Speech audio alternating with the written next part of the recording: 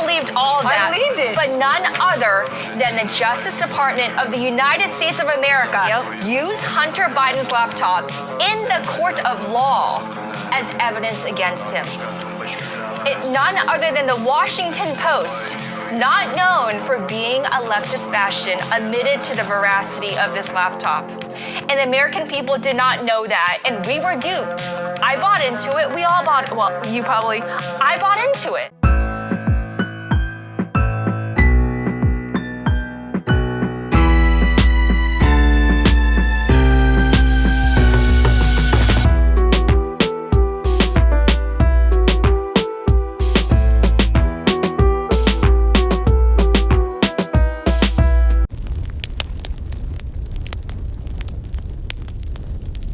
Watching the world burn, watching the world burn. May 15th, 2025. Let's get into it. So I started with that clip up front. That was Lindy Lee. I don't know if you've been following her story. She left the Democrat Party right after the Biden fiasco in 2024. And man, she was about to have a nervous breakdown because, well, she lost all her Democrat friends. And now I think she's loving life because she's got a whole new life. Because who wants Democrat friends? But I wanted to play that clip up front because nobody has ever told me that they've ever asked a Democrat a question that I've asked somebody to ask a Democrat. Because obviously I don't hang around Democrats. I don't have any Democrat friends. So nor do I want any. But so nobody's ever had the courage to ask a Democrat, why are you for men and women's sports? Why are you against lowering prescription drug costs? Why are you for high taxes? Speaking of taxes, I did want to get on that for just 1 second. In the last video, I was telling you the 3 taxes was Social Security, no tax on Social Security, no tax on tips. And then the third one I was saying was income tax. No, it's no tax on overtime. So I got that straight. And then, of course, Trump says he wants a deduction for cars made in the United States, if some, so that you can deduct the interest on any car made in the United States, not on foreign cars. So I wanted to straighten that out. And even at the time, I told you I wasn't sure if it was the income tax. There was talk about income tax. Boy, I tell you, he'd go down as the greatest president in history if he could get rid of income tax. But let's get into the first video here, because I wanted to talk about elections. But this is Tom Fitton. We are getting things cleaned up. I mean, the Democrats cheat so much. It's really, really hard to get, and of course they own the legal branch, the courts. They got all of their cronies in on the courts. So it's real hard to clean up a Democrat, especially a Democrat town where, in California, they don't even require a signature. How are you gonna clean up that election, right? But anyway, this is Tom Fitton. We got a little bit of hope. Let's watch that. Hey everyone, great news. Judicial Watch legal action just led to the removal of 5 million names, I can report, from voter rolls nationwide.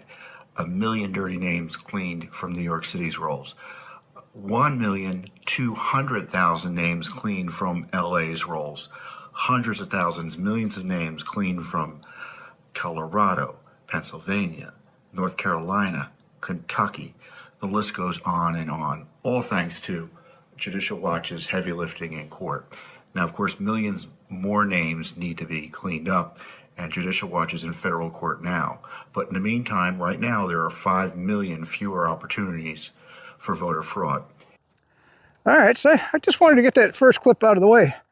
But the other theme of the video was what the Lindy Lee video up front is. If Democrats, I honest to God, I just think they're stupid. That's all I got to say. Or they're just, their brains don't work for common sense. Talk to a Democrat. Say, that the Russia hoax was a hoax, right? You know that the Hunter Biden laptop was real, right? They probably look at you. You know that Trump was never a Russian asset, right? You know that whole impeachment over that January 6th was a hoax or put on by Nancy Pelosi and the Democrat Party to try to keep Trump from ever getting near the White House ever again, right? And I guarantee you, they don't know. They, honest to God, don't know. Anyway, so here's another clip. I thought this was funny as hell because, Democrats, they always promise their constituents the moon, and then when they get in office, they never do anything for their. You think that a Democrat, but they're too stupid to understand, would realize that every time they vote in a Democrat, nothing ever gets done for them. In fact, they work against them. I mean, look at the cities. The cities have gone to hell because they're run by Democrats. You'd think that somebody, a Democrat, would put two and two together and say, maybe this whole Democrat thing ain't working. Maybe I need to vote a different way. But this is RFK Jr. I thought this was a good video where he's talking about that it only took him 100 days to get dye out of food. I mean, the Biden administration had 4 years, Obama had 8 years, and I'm sure that Trump would have done a lot better in his first term, but he had, good Lord, he had Fauci in there, man. I mean, he had some really bad people in his first administration. It was pathetic, really. But I mean, he was just a businessman, Anyway, let's watch RFK Jr. talk about getting dye out of food. Mr. Secretary. Anybody thinks that we did gold standard medicine in this country from these institutions, look at our children. They're the sickest children in the world. Lori, you say that excuse me, Congressman DeLauro, you say that you've worked for 20 years on getting food dye out.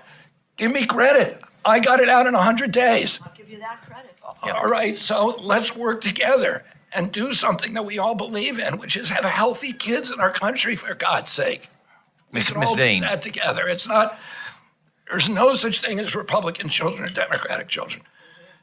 There's just kids, and we should all be concerned with them. Thank you, Mr. Secretary. Ms. Dean. All right, so there was that clip. Man, wish you could see these birds I'm looking at right now. They're huge blackbirds. Anyway, check him out. Hopefully I'm getting him on the video. Zoom in. Where's he at? There he is. There's a beautiful bird. Let's move, get a different angle on it. Zoom in some more. I can't see if I got him. Where's he at? Come on. I'm zoomed in too far. All right, that's cool, isn't it? Cool bird. I wanted to get him from this side. That's the back of him. There he goes. Hopefully we got that on the video. That was awesome. Sorry, I got off on a tangent there. And then there was another one. A lot of people are complaining that Congress will not solidify any of Trump's executive orders. Well, I would have to point out to them, that's because Congress is bought and paid for. Okay? The reason why they're not going to, and plus you got big corporations. Big Pharma knows if they wait 4 years, they might get somebody in the executive office to overturn Trump's executive order on pharmaceutical drugs, and then they'll be right back up, 10 times more expensive than they are in Great Britain. And so people say, well, why doesn't Congress, turn that into law and say that, they have to charge the same price, in the United States as they charge in other countries? Well, they can't do it because Big Pharma owns Congress, especially the Democrats. Let's watch RFK Jr. one more time talk about that. This is an extraordinary day. This is an issue that, I grew up in the Democratic Party, and every major Democratic leader for 20 years has been making this promise to the American people. This was the fulcrum of Bernie Sanders' runs for presidency, that he was going to eliminate this discrepancy between Europe and the United States. But as it turns out, none of them were doing it. It's one of these promises that politicians make to their constituents, knowing that they'll never have to do it. And the reason they'll never have to do it is because they know that Congress is controlled in so many ways by the pharmaceutical industry. There's at least one pharmaceutical lobbyist for every congressman, every senator on Capitol Hill, and every member of the Supreme Court. By some estimates, 3.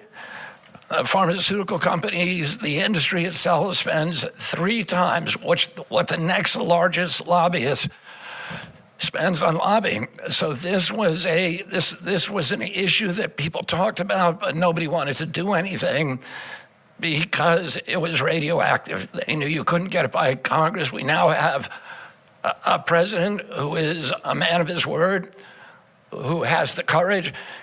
President Trump was taking money from the pharmaceutical industry too. I think they gave you $100 million. Yeah. But he can't be bought, unlike most of the politicians in this country. And he is standing here for the American people. I don't know what, there's writers like Lord Elizabeth Warren or Robert Reich who are saying that President Trump is on this side of the oligarchs. There has never been a president more willing to stand up to the oligarchs than President Donald Trump. And I'm very, very proud of you, Mr. President, for your courage, I'll say, because I don't want to be crude, your intestinal fortitude, your stiff spine, and your willingness to stand up for the American people. We have 4.2% of the world's population.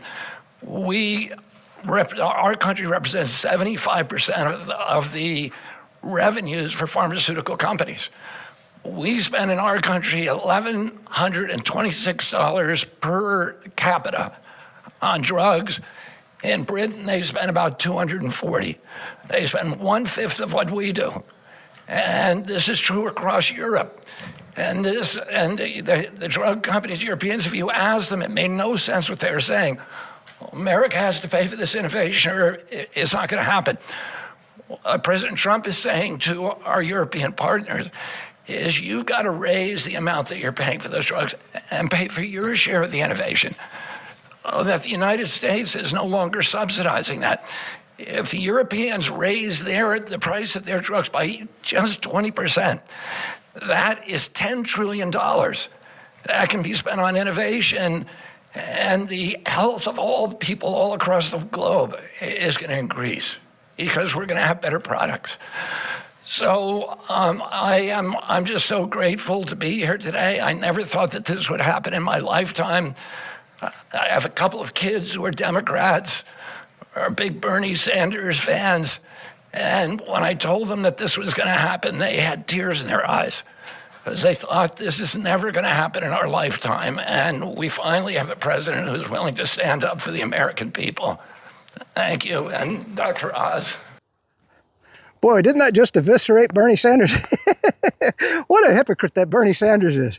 I was actually supporting him many years ago because I thought he had some good views on certain things. Turns out he was just a liar. Lied about everything. He would just say anything to get elected, that's all.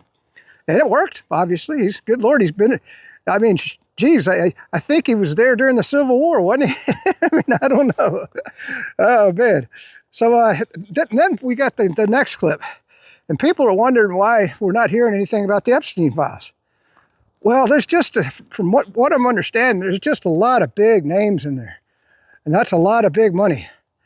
And it's going to be awful hard to get that information out. But if you're really curious about it, James O'Keefe has been doing an expose. He's gotten some video evidence of what was taking place on Epstein Island.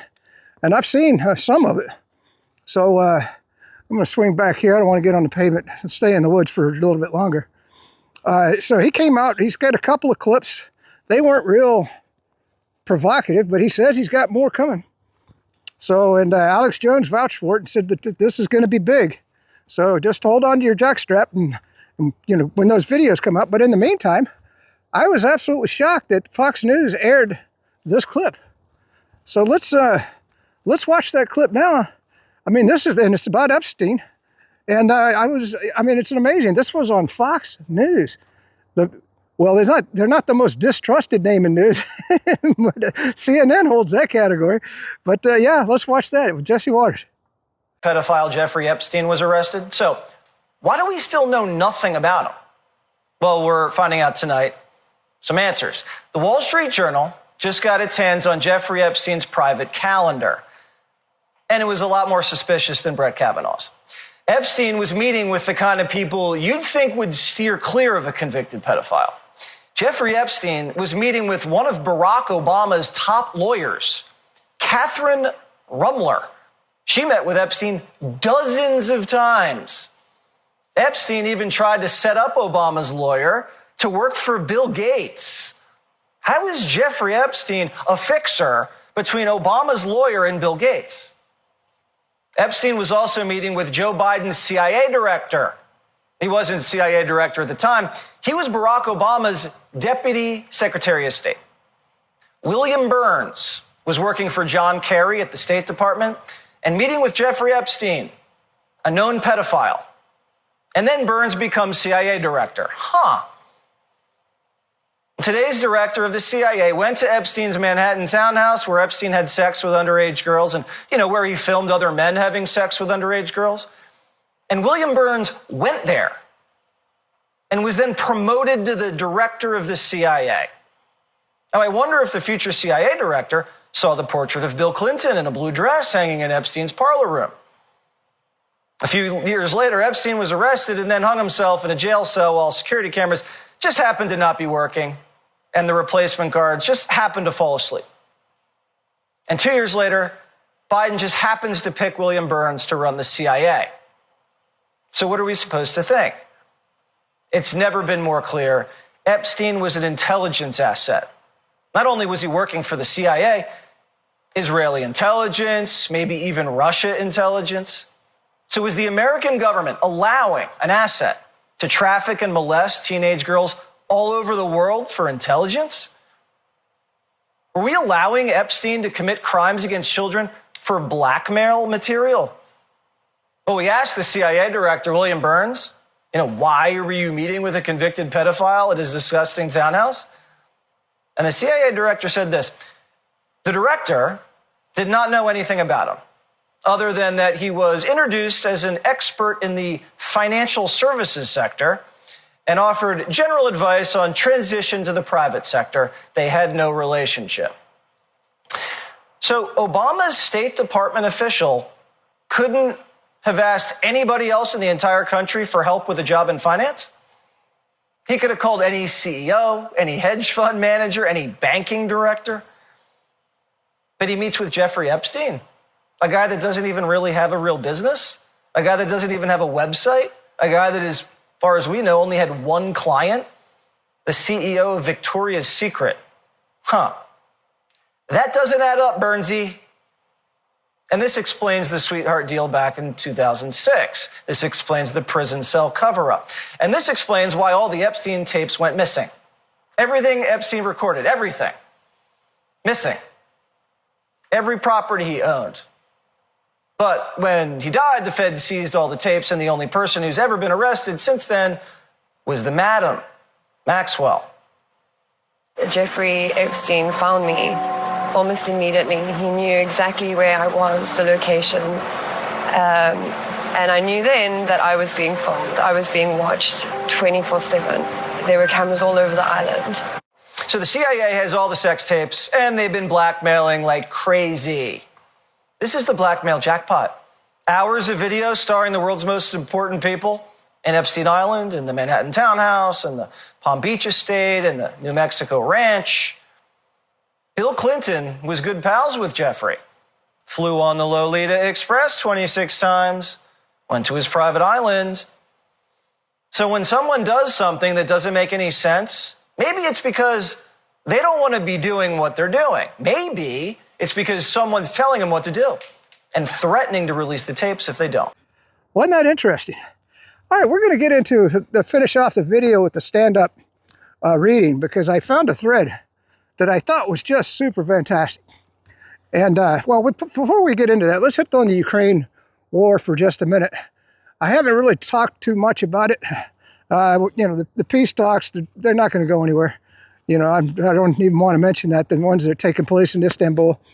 But I did want to tell you that right now, why on earth would Russia enter into a peace agreement now? Because they're taking 20 to 25 kilometers on average every single day. That's a lot of land. So, and people say it's accelerating. I haven't seen it accelerate. I guess it has. I mean, it was about 20 for a few weeks, and then now it's hitting up about 25. So, yeah, it's an increase of 5. And you got to remember, it's not just taking the land, it's the logistics. You know, once you take an area, you know, you got to bring in the infrastructure.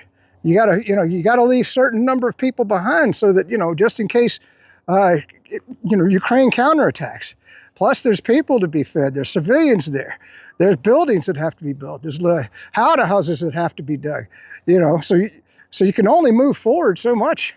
You know, you could do it in a blitzkrieg fashion and have the war over in a brief period of time, and they can do that. And also, Russia.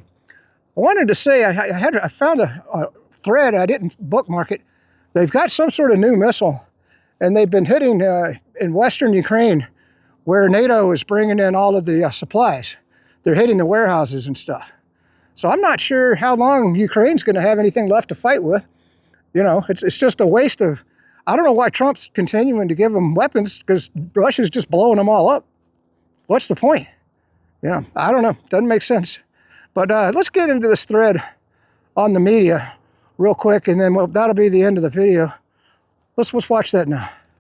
Yeah, walking along. There's a snake. Let's get it zoomed in on him.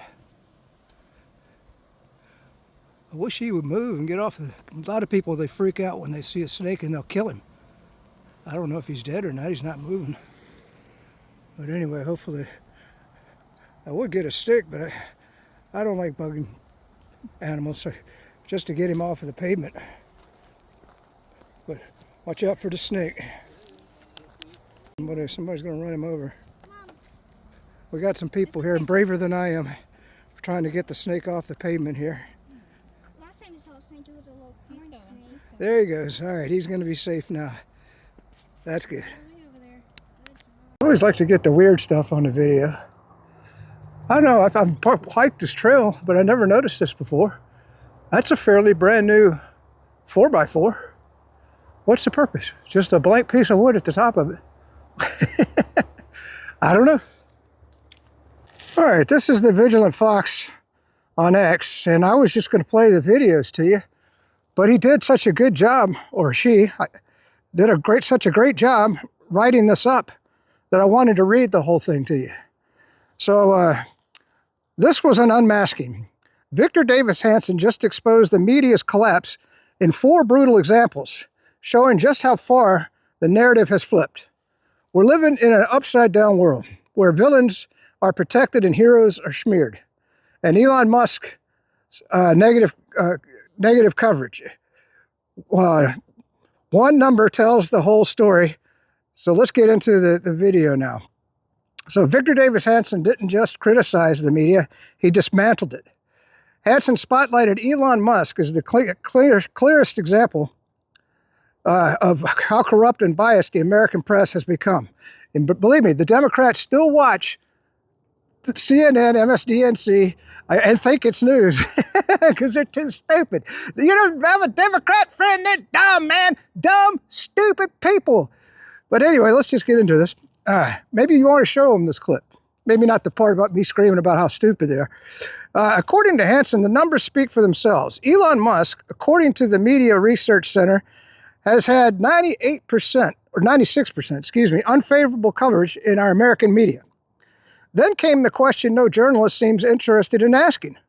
What did he do that was so wrong? Hanson listed the accomplishments one by one. Musk rescued stranded astronauts. He revolutionized the electric vehicle industry with Tesla. He restored free speech by taking over Twitter, now X. And with Starlink, he launched more satellites than the US and the EU and China combined. It's the world's method of accessing high-speed internet from remote places or anywhere. So again, what exactly was his crime?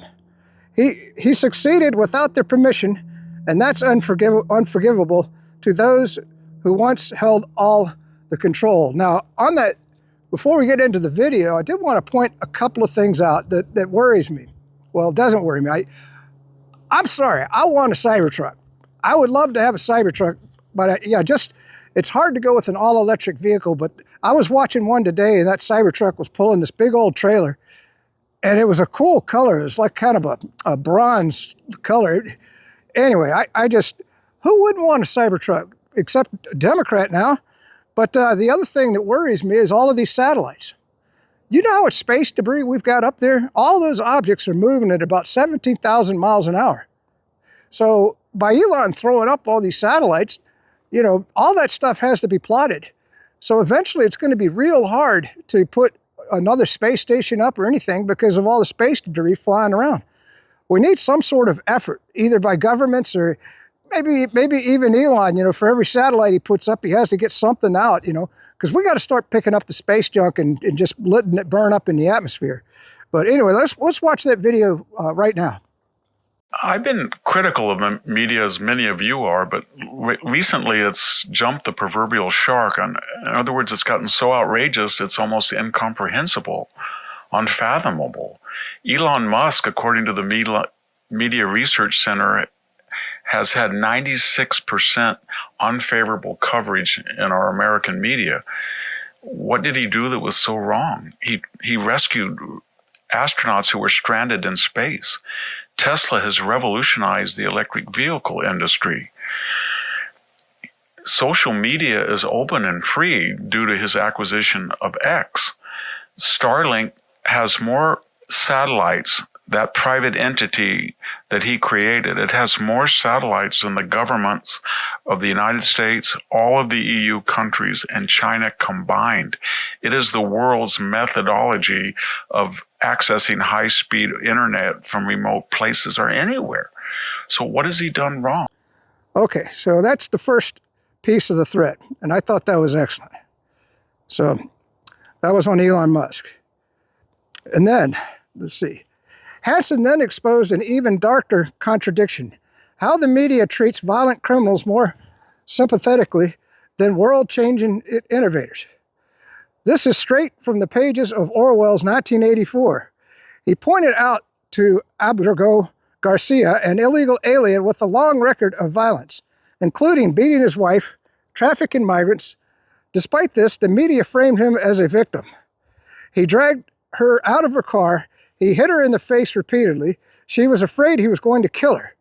Garcia was speeding with an invalid license and smuggling other illegal aliens when he was caught.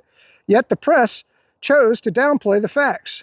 Meanwhile, Elon Musk, who's launched rockets, built companies, and connected the world, is vilified nonstop. I could go on, Hansen said, but he is a sympathetic character in the media's eyes. And the greatest Renaissance man of the 24th century is a villain. It makes no sense. It doesn't make sense. But it does make sense if you understand the media's job is no longer to report the truth, it's to protect the narrative. And damn, ain't that right? That's all the media is a narrative. Whatever the CIA tells them to say, that's what they're going to say. You know, it's unbelievable. And, you know, I hate to say it, I used to watch Jim Cramer. But now I realize he's just a talking head. How many people used to watch 60 Minutes? I can't even watch that show now. Especially when, what was the woman's name that when she interviewed Trump? And he said, well, what about the laptop? And she goes, we don't know the laptop is real. And Trump goes, yes, we do.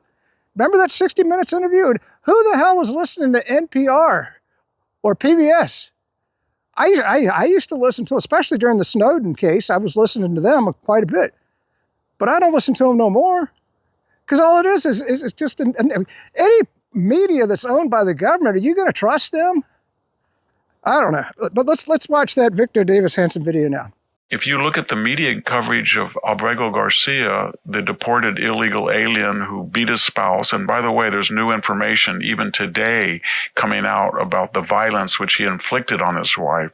He dragged her out of a car. He hit her in the face repeatedly. She was afraid he was going to kill her.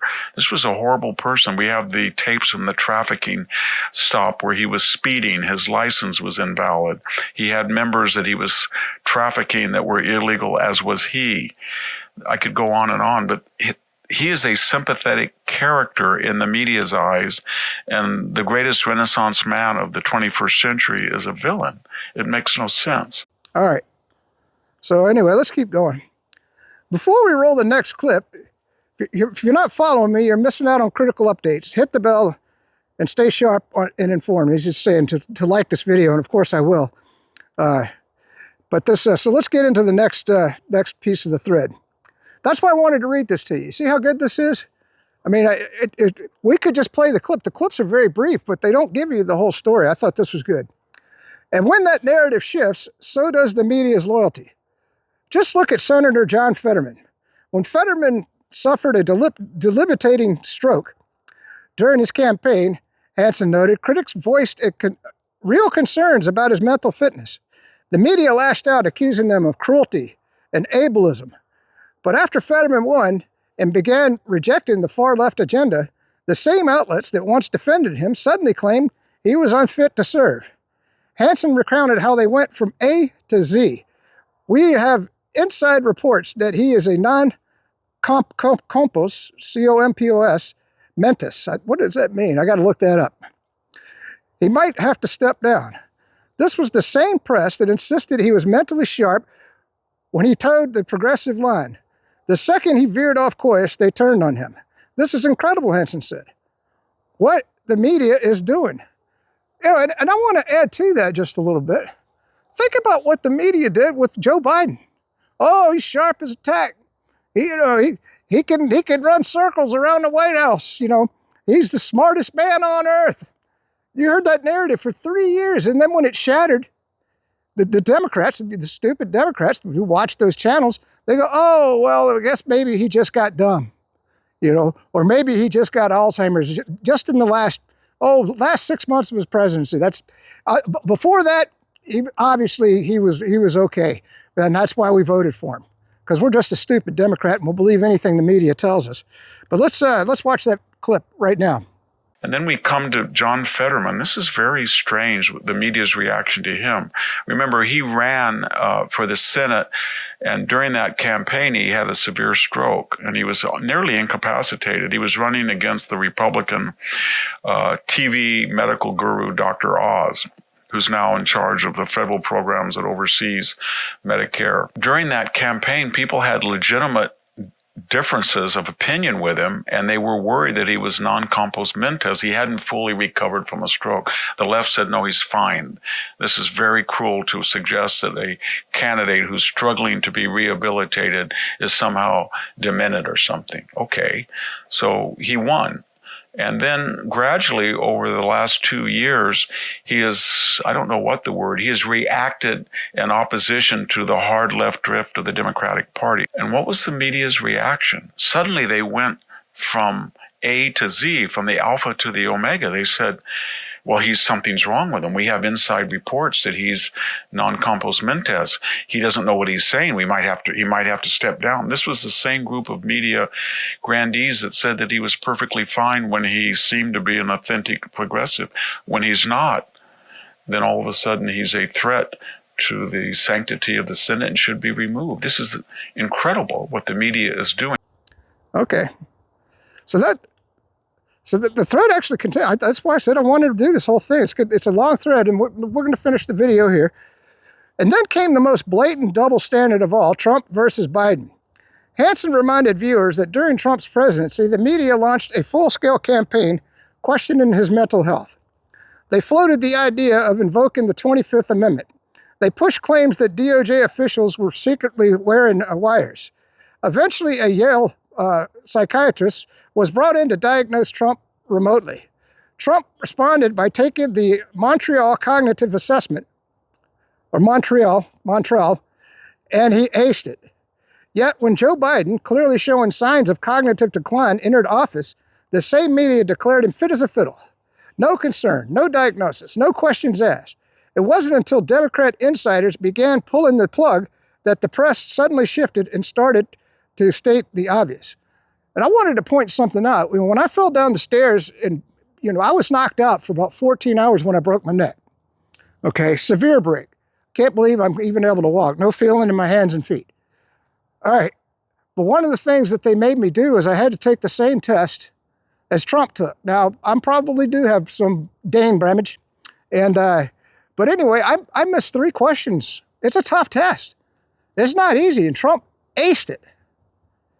I mean, that tells you how smart Trump is. I mean, you think Joe Biden could have passed that test? I got some swampland in Florida for you, for sure. All right, let's watch the next clip of Victor Davis Hanson. They told us that Donald Trump was non compos mentis, that the acting Attorney General, Rob Rosenstein, and the interim FBI chief were considering wearing a wire to see if he was demented. And remember, in response to that, they brought in a Yale psychiatrist to swear through a telediagnosis, which is totally unprofessional, that he was cognitively challenged. And in answer, Donald Trump took the Montreal cognitive assessment and aced it. But what am I bringing up that for? Because Joe Biden really was mentally compromised, and he was gradually in a state of mental and cognitive decline. And the media told us he was fit as a fiddle, at least until he was removed from his candidacy by the insiders of the Democratic Party. All right, so there's that one. I wonder if we're getting to the end here. No, it keeps going. Let's just keep going. Like I said, it's just great, the way he put this all together, or she. Hansen wrapped up with a brutal, no-holds-barred assessment of the press. The media, in other words, has no credibility. It has no ethics. It has no moral compass. And he left no doubt about where their loyalties lie. It's just an extension of the progressive project, and it makes the necessary adjustments with what it calls the truth, depending on the political utility to the left in general, and the Democrat Party in particular. And with that, Hansen struck the final dagger in the American Pravda media. And I like the way he put Pravda in there, because he didn't know that was the Russian propaganda machine. And that's all we got in the United States, is just a propaganda machine. Let's watch that clip. The media, in other words, has no credibility. It has no ethics. It has no moral compass. It's just an extension of the progressive project. And it makes the necessary adjustments with what it calls the truth, depending on the political utility to the left in general and the Democratic Party in particular. Okay, I think that's the end of it. Nope. So, oh yeah, and then he gives you the full episode, which I will watch. And if I can find it, if it's on YouTube, I'll put the link in the description below on YouTube and Rumble. By the way, the channel is ThatCyberSecurityGuy on YouTube. And I'm The Burn, all one word, The Burn, and it's ThatCyberSecurityGuy, all one word. And you can watch me on both of those channels also if you're watching this on X. All right, that's it.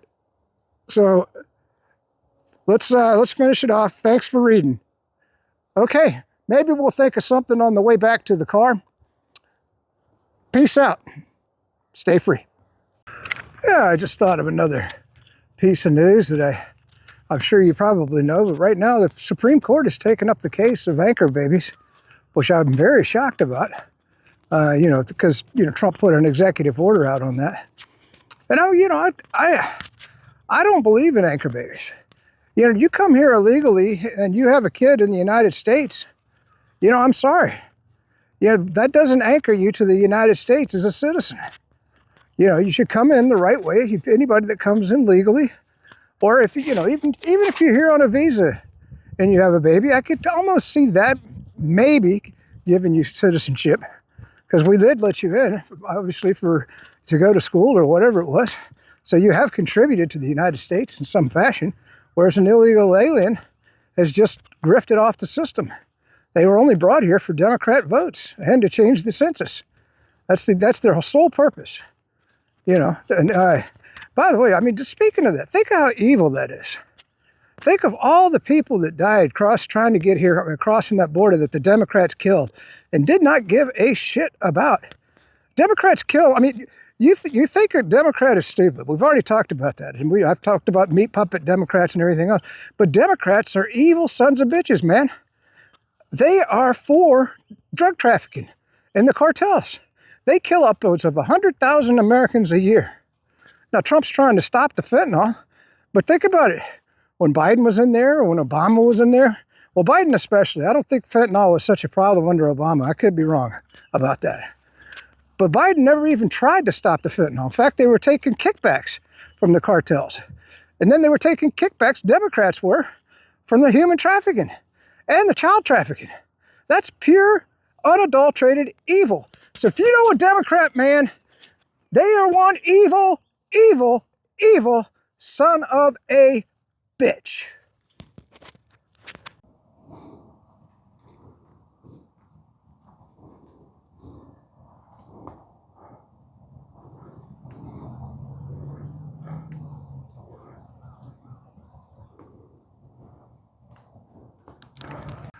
As I finish off the hike, I did want to add one more thing on the voter rolls. You know, obviously in Democrat areas, we can't clean them up because they're going to fight it tooth and nail because they got to deal. They can only win by cheating. But in Republican areas, Arizona being an example, it's supposedly a pretty Republican state. It's just because there's so much cheating in Maricopa County. That's the reason why sometimes, you know, they get a Democrat governor, especially in the last election with Kerry Lake. But the way to really clean out the voter rolls is to nuke the database. I mean, just wipe it clean, and then everybody has to go and re-register. And you're saying, well, that's a lot of trouble. That cybersecurity guy, that's a lot of trouble. So if you're too lazy to go to some place and re-register to vote, then you really shouldn't be voting at all, because that means you don't care. That's just my opinion. And, you know, when you do re-register, obviously you're going to have to show some form of ID, probably a driver's license. Not everybody's got a birth certificate, so I could say that, but, you know, some sort of secondary identification, whether it be a passport or a birth certificate, a social security card, you know, anything. You know, and I'm sure we could come up with a whole list. And that would clean up the voter rolls. Because think about it, an illegal immigrant's not going to go in there and register. You know, a drug addict's not going to go in there and register. A felon is not going to go in there and register. And that would completely clean out the voter database. I don't know why nobody seems to make that suggestion, but that's just the only way that I know of you're going to really clean it up.